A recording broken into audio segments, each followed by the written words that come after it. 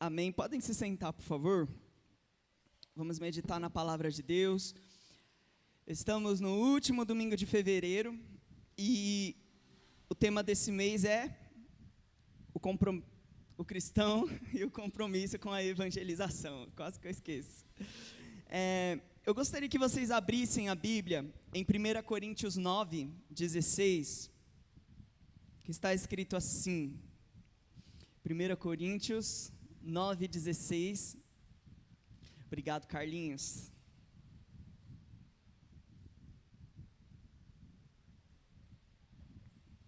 Antes de nós começarmos, gostaria de dizer que eu estou feliz de ver a Patrícia aqui, a Tamires. Faz tanto tempo que a gente não se vê. Depois do culto a gente dá um abraço para matar a saudade, tá? 1 Coríntios, capítulo 9, versículo 16 e 17, está escrito assim: Se anuncio o evangelho, não tenho de que me gloriar, pois sobre mim pesa essa obrigação, porque ai de mim se não pregar o evangelho. Se o faço de livre vontade, tenho recompensa, mas se o faço por obrigação, é porque uma responsabilidade me foi confiada. Agora eu gostaria que vocês abrissem a Bíblia, lá em Mateus 24, versículo 21. Mateus 24, versículo 21. Que está escrito assim: Porque nesse tempo haverá grande tribulação, como nunca houve desde o princípio do mundo, até agora, e nunca haverá. Se não tivessem os dias abreviados, ninguém se salvaria, mas por causa dos escolhidos, tais dias serão abreviados. Então, se alguém disser a vocês, olhem, aqui está Cristo, ou ali Ele está, não acreditem, porque surgirão falsos cristos e falsos profetas, operando grandes sinais e prodígios para enganar, se possível, os próprios eleitos. Nós temos uma grande responsabilidade.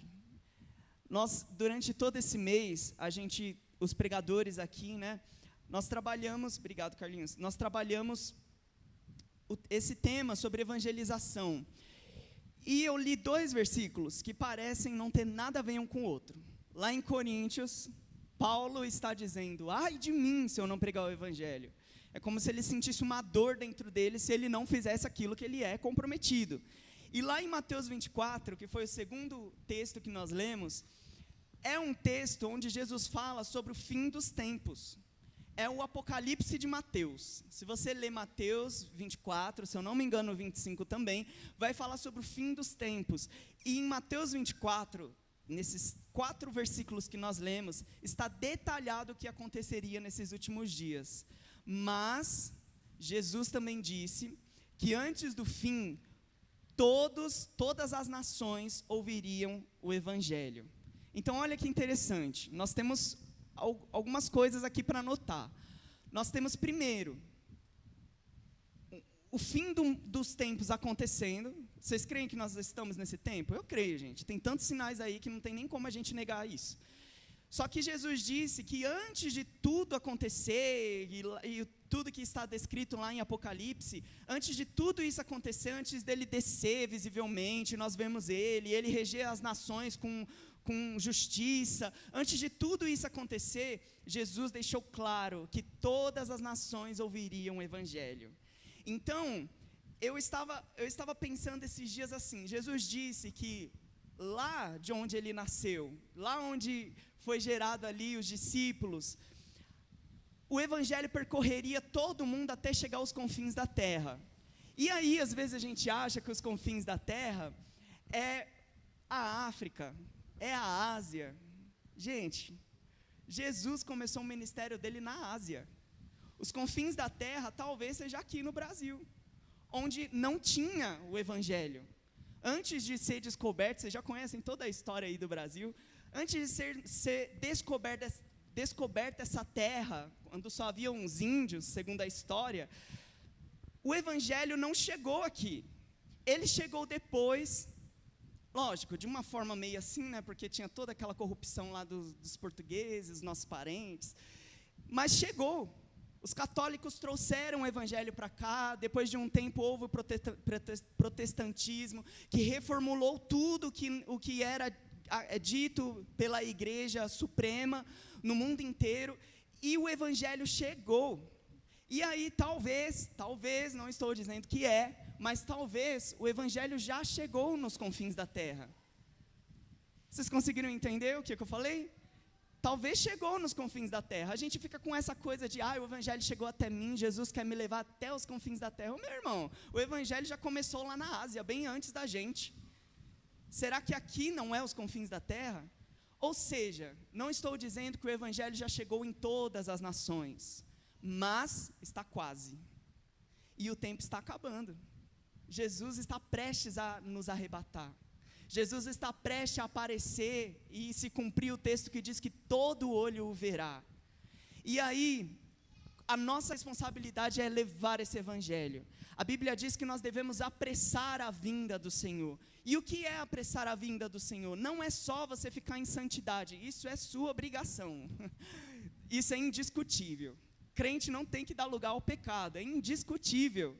Mas apressar a vinda do Senhor está totalmente relacionado ao que nós entendemos aqui em Mateus 24, continuar levando o evangelho, porque quando o evangelho chegar em todos os povos, em todas as nações, então virá o fim. Amém? Glória a Deus. E aí nós lemos aqui 2 textos. A Bíblia diz que nós vivemos num mundo de perversão. Eu não vou ler o texto, mas lá em Romanos 3, descreve tudo que nós somos. É um mundo totalmente pervertido, é um mundo totalmente longe de Deus. Se não fosse a misericórdia e a graça dele, nós estaríamos no lamaçal do pecado. E Jesus já disse isso, lá em João 3, do 16, vocês já conhecem essa história, quando ele estava falando com Nicodemos, que todos já estão condenados. E surgiu um vídeo esses dias de um comediante, ele não era um pastor, mas era um comediante muito famoso, na minha adolescência pelo menos, que ele num podcast, ele disse que Jesus não nos faz feliz, porque nós não vemos ele. Aí ele lança um monte de argumento, nada a ver. Demonstra que ele nunca conheceu a Bíblia, porque ele fala um monte de besteira. E ele começa a dizer que Jesus não nos faz feliz, porque ele não está conosco visivelmente, quando as lutas aparecem, não sei o quê. E tem uma hora que ele diz assim, vocês entendem o peso que a gente já nasce devendo. Eu não pedi para Jesus morrer na cruz por mim. E ele falou isso com essas palavras. Eu não pedi para ele pagar a conta que eu estava devendo. E eu fiquei muito triste, porque é uma pessoa que visivelmente não conhece a Bíblia. A Bíblia já diz que, realmente, todos nós já nascemos devendo. Não tem um que se salve. Eu gostei muito do que o Alan falou hoje de manhã. Ele disse que muitas pessoas têm esse erro de achar que por ser muito bom, por fazer boas obras, isso já salva ela. Não, a Bíblia diz que boas obras não salvam. Lógico que a fé, ela acompanha as boas obras. Se você tem fé, se você é um discípulo de Jesus, é lógico que você não vai sair aí fazendo maldades com as pessoas, você vai fazer o bem, mas isso não é suficiente para te salvar, meu irmão. Não adianta você só ser bonzinho, você tem que crer em Jesus como seu Salvador e seguir a Bíblia, o Evangelho verdadeiro e genuíno. Então, talvez essa pessoa está enganada, achando que eu nasci devendo, mas por que eu nasci devendo se eu sou uma pessoa tão boa, que eu faço tanta caridade?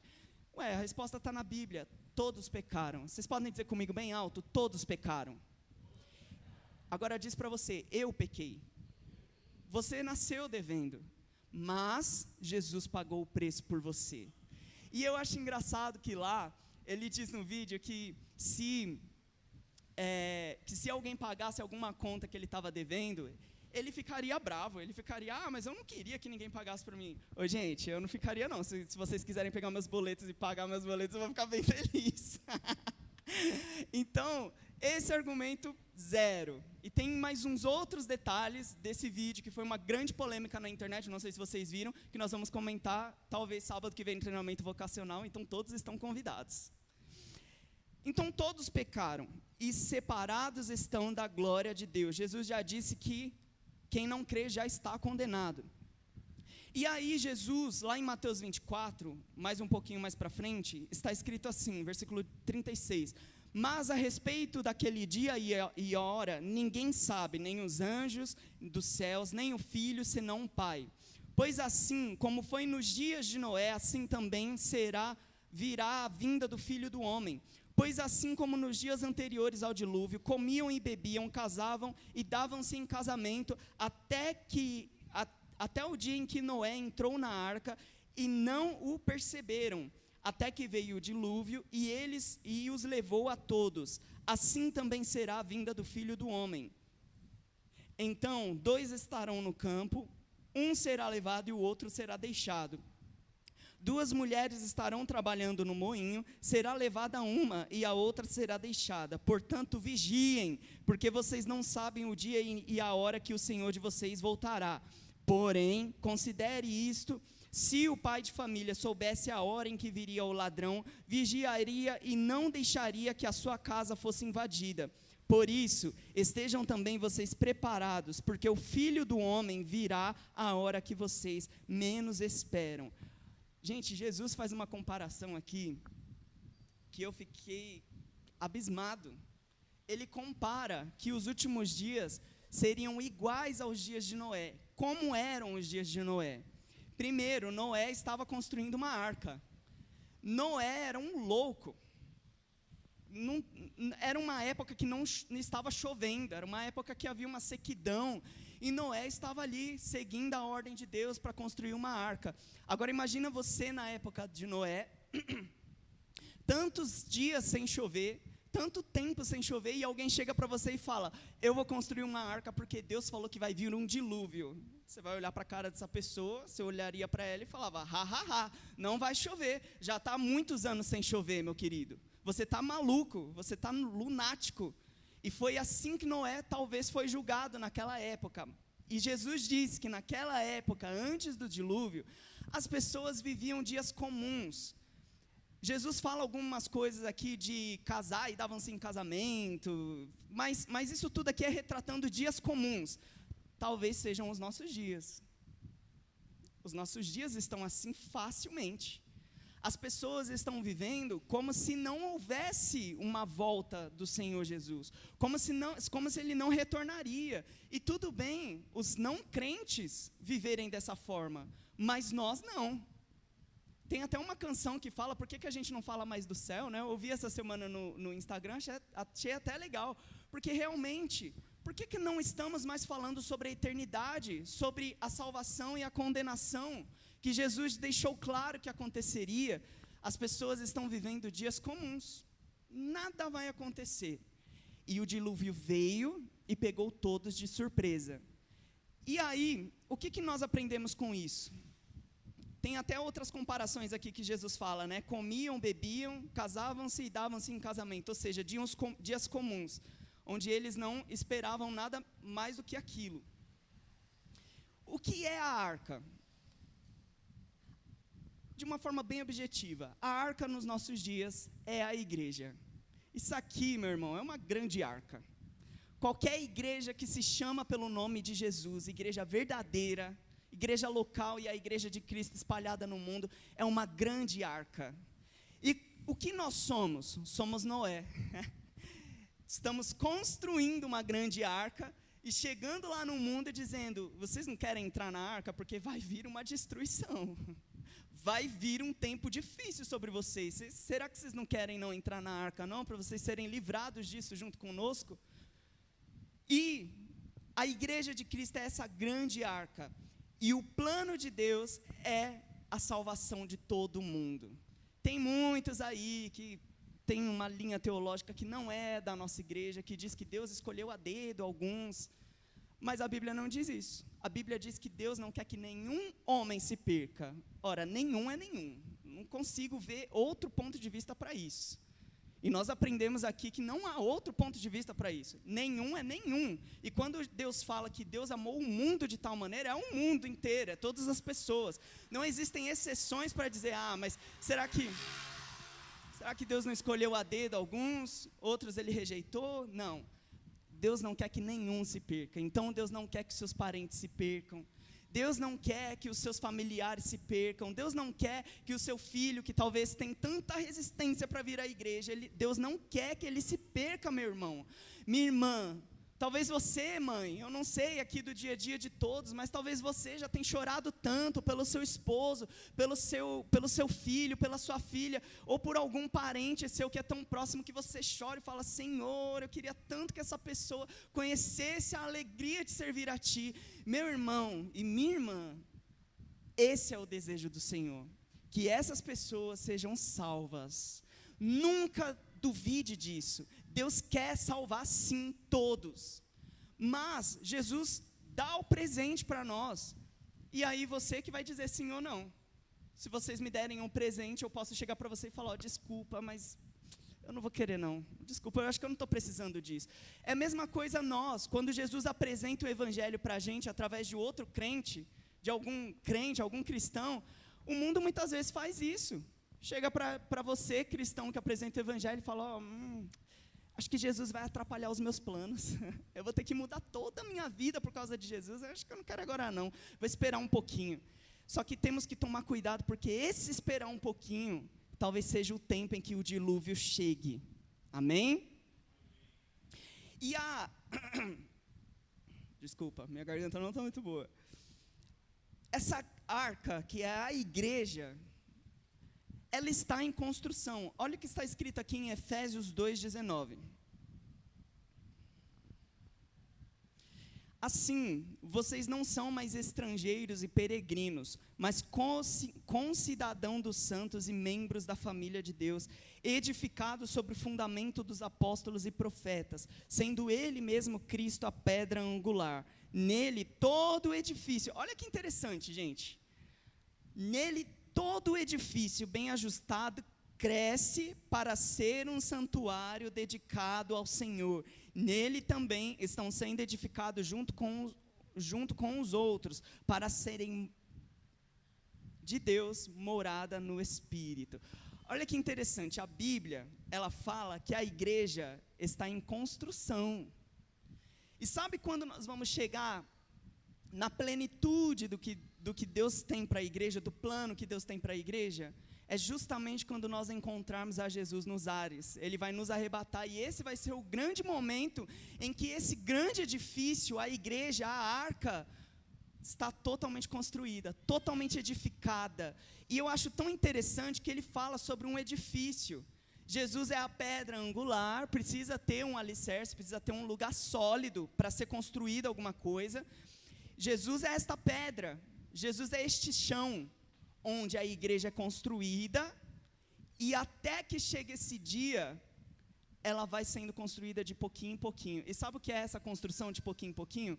É de fé em fé, de glória em glória. É você cada vez mais maduro na fé. A sua maturidade na fé contribui para a edificação do corpo de Cristo. Vocês sabiam disso? Quanto mais você é sólido na sua fé, quanto mais você é convicto do evangelho que te salvou, mais você contribui para o crescimento da igreja. Então, você já está na hora de arregaçar as mangas, pegar suas ferramentas e falar: vamos lá, Jesus, eu vou te ajudar a edificar esta igreja. Amém? Glória a Deus. E a igreja é a grande arca que está sendo edificada enquanto o mundo vive dias comuns, assim como os dias de Noé. Bebiam, comiam e casavam e davam-se em casamento. Comiam, bebiam, casavam e davam-se em casamento. Comiam, bebiam, é dias comuns. Eles não esperam nada mais que isso. Mas nós esperamos, enquanto eles talvez rejeitem essa salvação, essa grande arca, nós estamos aqui construindo, porque vai chegar um dia em que Jesus vai voltar, vai levar essa arca, esta igreja, e nós encontraremos com Ele. E aí, a gente não pode negar o compromisso que nós temos de levar o evangelho a toda criatura. Amém? É a igreja quem comunica a salvação. Deus tem muitas formas de trabalhar, gente. Deus é soberano e tem coisa que Deus faz que é indiscutível. A gente não pode questionar Deus. Tem muitas coisas que Deus faz que a gente não entende. Como, por exemplo, eu já ouvi testemunhos de muçulmanos que eles são totalmente fechados, não só ao cristianismo, mas principalmente ao cristianismo, mas eles são totalmente fechados a qualquer outra religião que não seja deles. Eles são totalmente fechados. Mas eu ouvi muitos testemunhos, muitos mesmo, de que um teve uma visão de um anjo pregando o evangelho, outro viu ele, na visão dele, ele descreve que era o próprio Jesus pregando o evangelho, porque lá talvez a igreja não chegou. Só que essa não é a regra, meu irmão. Não fique esperando que um anjo vai aparecer para cada pessoa aí, não. É como eu falei, tem coisas que Deus faz que é inquestionável. Ele não é o dono de tudo? Então ele pode fazer do jeito que ele quer. Ah, mas isso não está na Bíblia. Pergunta para Deus, então. Aconteceu, é um testemunho, foi salvo, e aí? Mas a obrigação de levar o evangelho é da igreja. E aí a gente tem que voltar lá para 1 Coríntios e entender o que Paulo disse. Ai de mim se eu não pregar o evangelho. É uma dor no coração que você tem que sentir se você não pregar o evangelho. E aí a gente está vivendo também alguns dias, esses dias comuns, que tem se levantado sim esse evangelho genuíno, verdadeiro, que as pessoas são salvas realmente por ele, mas em contrapartida tem se levantado um outro evangelho muito estranho, que não está na Bíblia, com coisas totalmente questionáveis, que não passa credibilidade nenhuma. E esse tipo de evangelho, eu tenho percebido que tem gerado muitos cristãos sem compromisso com Jesus. Porque esse evangelho esquisito aqui, ele mostra um Jesus que não está na Bíblia. Como, por exemplo, Deus vai realizar todos os seus sonhos. Aonde que está escrito isso na Bíblia, gente? Deus vai te dar tudo que você quiser. Tá, prova na Bíblia. É o evangelho, a Bíblia está aqui, ó. Me prove. Aí eu vou acreditar. Deus quer que você seja feliz, que você viva do jeito que você achar melhor. Tá bom, me prova na Bíblia então. Esse é o evangelho que tem se levantado. É um evangelho totalmente questionável. Eu tenho uma coisa comigo, que é um pensamento meu, que todas as vezes que eu ouço algo que supostamente está na Bíblia, mas não está, é algo questionável, é perigoso. E aí, é muito importante nós que conhecemos a palavra, nós pautarmos nossa vida na Bíblia, porque a Bíblia é inquestionável. Por exemplo, se eu chegar para vocês e falar assim, pregar sobre salvação, chegar assim e falar, irmãos, Jesus me ensinou e eu aprendi na Bíblia que aquele que crê no nome de Jesus, este será salvo. Isso é questionável ou não? Não é questionável, porque isso está na Bíblia, é um fato. Agora, eu chegar para vocês e falar, irmãos, Deus ama você do jeito que você é e Ele não quer que você mude nada disso, do que você é, porque Deus te ama do jeitinho que você é. E Ele não liga muito para a sua vida. Viva do jeito que você quer. Isso é questionável ou não? Totalmente questionável. Então, nós temos que ter essa vida pautada na palavra de Deus. E aqui em Efésios 2, diz que Jesus é a pedra angular. Nós aprendemos que Jesus é a palavra de Deus. Que Jesus é o verbo. Quando você está com a sua vida firmada na pedra angular, minha gente, chega vento, chega tempestade, o crente não cai. O crente não vai para o lado, fica andando para lá e para cá. Ele está firmado. Pode vir o que acontecer, ele está firmado. Agora, quando nós não estamos firmados na pedra angular, quando nós não estamos tão ligados no corpo de Cristo, nós estamos meio que fora da arca, aí vem tempestade e te leva. Talvez você volte depois, mas temporariamente te leva. E nós temos que tomar cuidado, porque é isso que está acontecendo nos nossos dias. E por causa desse evangelho estranho que eu disse para vocês, tem alguns motivos que eu gostaria de dizer para vocês, talvez, porque a gente não prega o evangelho com tanta frequência hoje em dia. Olha só que interessante. Alguns não pregam o evangelho por ingratidão, porque não dão valor ao que Jesus fez por eles. É um fato isso daqui. É algo que nós analisamos na nossa própria vida. Você não precisa olhar para ninguém, olha para você. Às vezes você não se sente tão grato pelo que Jesus fez. Aí chega um questionamento, será que eu preciso ir mesmo para a igreja? Será que eu preciso mesmo ser cristão? Será que eu preciso mesmo seguir tanto assim que a igreja ensina? talvez a raiz disso seja uma ingratidão.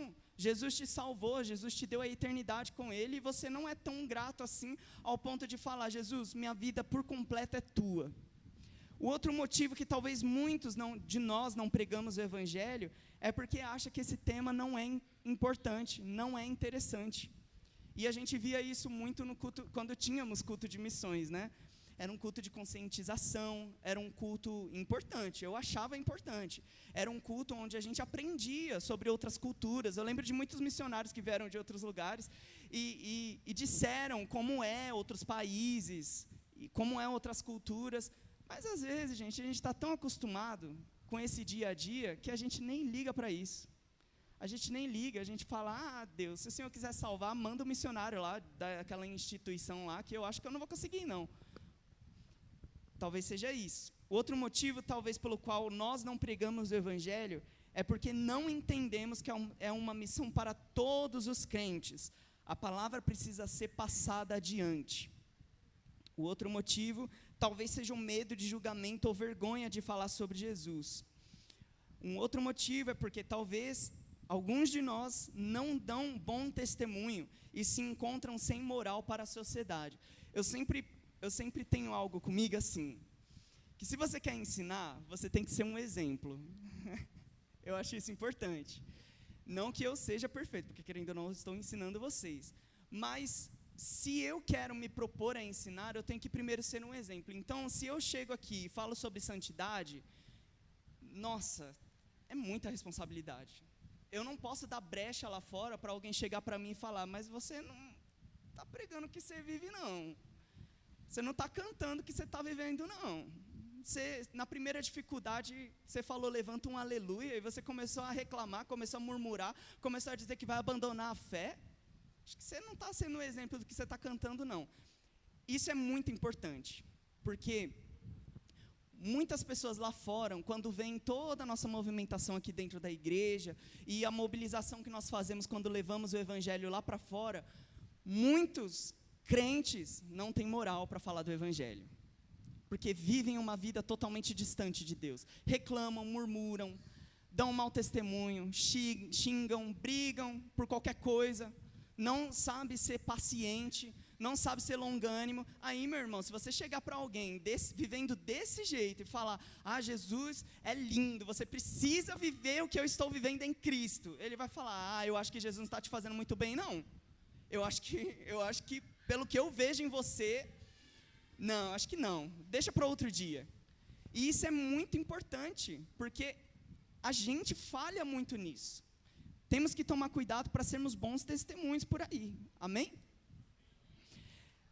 Alguns de nós talvez não levem o Evangelho adiante por estar acomodado e talvez ter uma preguiça espiritual, amém?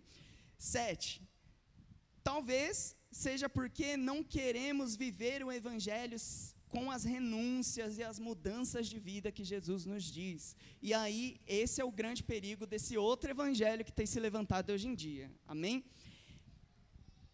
E dentro disso tudo, o que mais precisamos entender é que para pregar o evangelho, nós temos que fazer isso com sabedoria. O evangelho não deve ser imposto nas pessoas.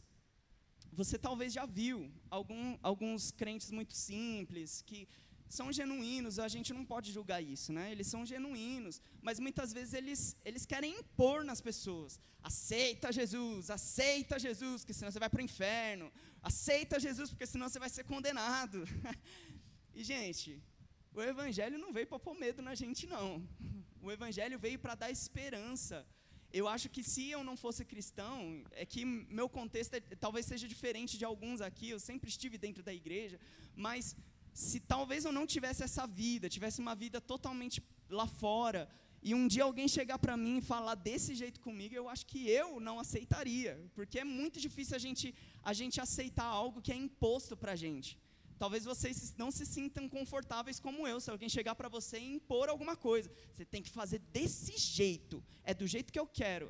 Meu irmão, eu sou o primeiro a teimar. Eu falo, não, tu não é meu pai, tu não é minha mãe, nem te conheço, eu não vou fazer o que tu quer, não. Você está achando o quê? Que é o oásis em meio ao deserto? Então, nós temos que tomar cuidado para não ser esses crentes arrogantes.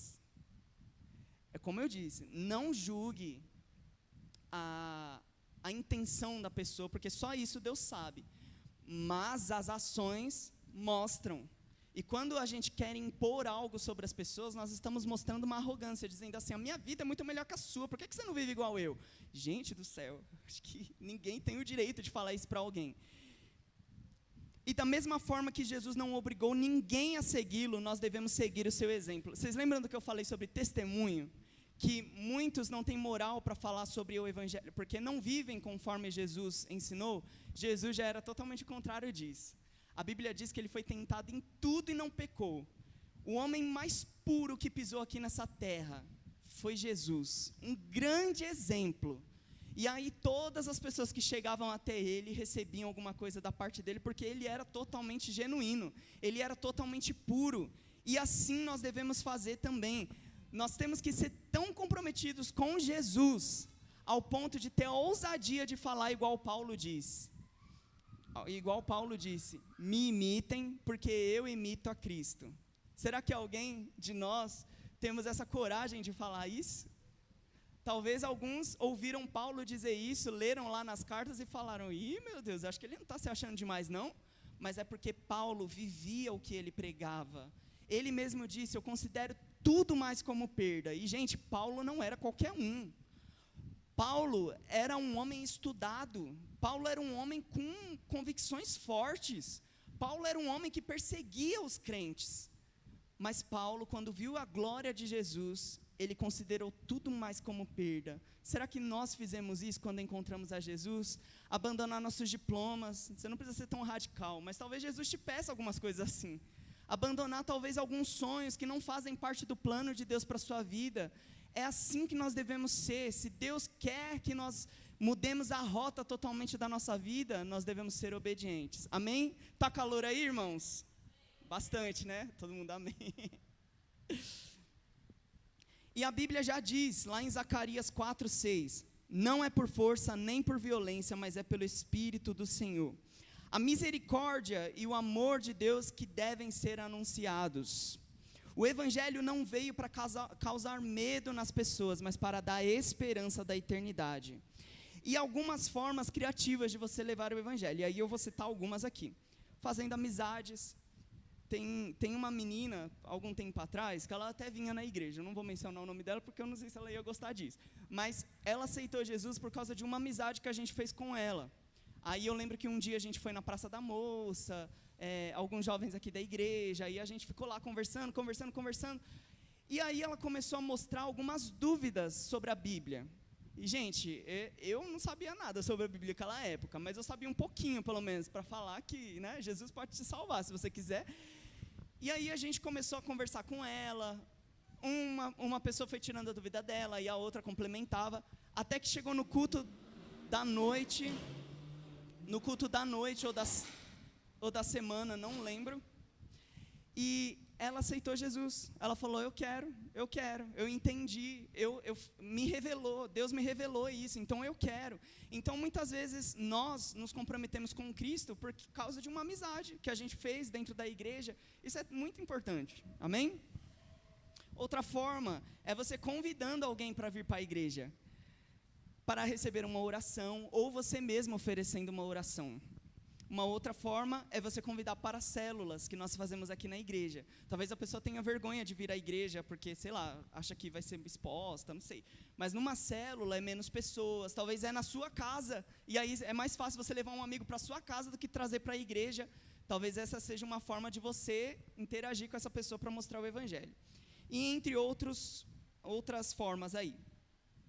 Outra forma também de você levar o evangelho é você se envolver com projetos de evangelização dentro da igreja. Amém?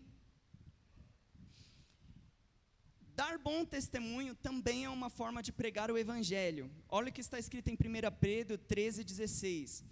Mas façam isso com mansidão, com boa consciência, de modo que naquilo em que falam mal de vocês, fiquem envergonhados, esses que difamam a boa conduta que vocês têm em Cristo. Outra forma de você pregar o evangelho é você ser equilibrado nas palavras e às vezes o silêncio é uma ótima opção. Jesus mesmo se calou em muitos momentos. Paulo também se calou em muitos momentos. E a gente, em vez de seguir esse exemplo, a gente fala, quer ficar se justificando, quer ficar mostrando que isso é certo, isso é errado. E talvez é isso que muitas vezes afastam as pessoas de virem aqui e viver o que a gente vive. Outra forma de você pregar o evangelho é também ter conhecimento das escrituras para não passar vergonha quando for confrontado. Tem uma história que meu pai conta que eu acho muito engraçada. Ele fala que uma vez um irmão de uma igreja mais rígida assim, chegou para ele e falou, meu pai cumprimentou esse irmão com boa noite. Boa noite, meu irmão. E aí esse irmão chegou para ele e falou assim, não, crente dá a paz do Senhor. E aí, meu pai é ousado, eu queria ter essa ousadia, mas eu estou aprendendo. Meu pai é ousado, na mesma hora chegou para ele e falou assim, você tem uma Bíblia tão grande aí debaixo do seu braço, me mostra na Bíblia onde que crente tem que falar a paz do Senhor. E aquele irmão ficou envergonhado. Gente, nós temos que tomar cuidado para a gente não ser envergonhado na Bíblia. Então, quando nós não tivermos certeza, não fale, é melhor que você se cale. Deixa outra pessoa responder, leva até seu pastor, porque ele vai saber responder, mas a gente tem que tomar cuidado para não passar esse tipo de vergonha. E a Bíblia diz que sempre temos que estar preparados para responder a razão da nossa esperança. Tem algo que eu já disse algumas vezes, eu vou repetir. Talvez você nunca estudou algo profundo sobre a Bíblia, assim como eu, talvez a gente não tenha tanto conhecimento, e você talvez tenha medo, tenha vontade até de falar do evangelho para as pessoas, mas talvez tenha medo de falar, ai meu Deus do céu, acho que eu vou passar vergonha, que eu não vou saber explicar muitas coisas para essa pessoa. O evangelho só precisa de uma coisa, que você mostre Jesus. A salvação, ela vem pelo ouvir e ouvir a palavra de Deus. E o apóstolo Paulo nos ensinou que aquele que invocar o nome do Senhor Jesus, este será salvo. Se em teu coração crer que Ele é o Senhor e Salvador da sua vida, e que Ele morreu e ressuscitou dentre os mortos, e que sua boca confessar, assim você será salvo. Gente, para pregar o evangelho, você não precisa de muita firula, não.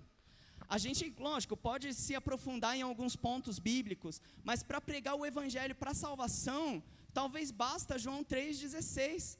Porque Deus amou o mundo de tal maneira que deu seu único Filho para que todo aquele que nele crê não pereça, mas tenha vida eterna. Aqui para mim já é um grande resumo do evangelho. Amém?